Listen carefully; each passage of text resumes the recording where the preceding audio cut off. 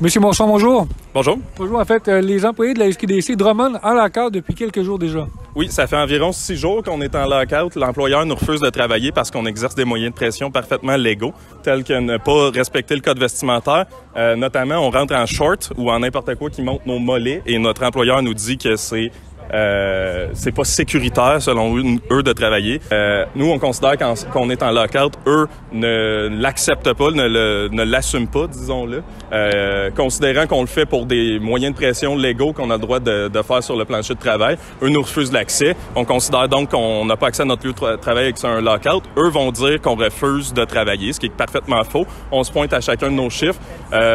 Ceci étant, nous considérons qu'ils sont en train d'utiliser des briseurs de grève. Actuellement, on a un gestionnaire d'une autre succursale non syndiquée qui travaille. La CSST ne nous empêche pas de travailler en short et on va continuer de le faire, c'est notre droit. Donc, on considère qu'on se fait refuser l'accès à notre lieu de travail. En fait, vos revendications sont essentiellement au niveau salarial, entre autres?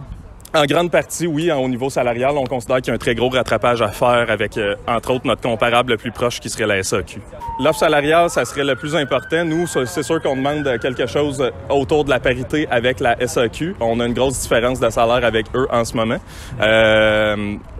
On a reçu l'offre salariale de notre patron. L'offre salariale, en gros, c'est moins de 2 % par année pendant 5 ans. Donc, on sait très bien qu'avec l'inflation, ils veulent qu'on s'appauvrisse.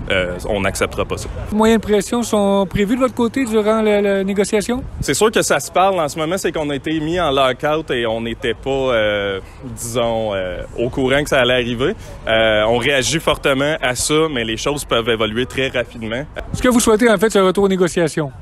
Oui, effectivement. En fait, je dirais plutôt une arrivée aux négociations parce que depuis le début, notre employeur, surtout au niveau du salaire, n'a jamais négocié de bonne foi avec nous. On demande d'avoir une négociation de bonne foi. Ça fait depuis le 23 décembre qu'on a terminé notre convention collective.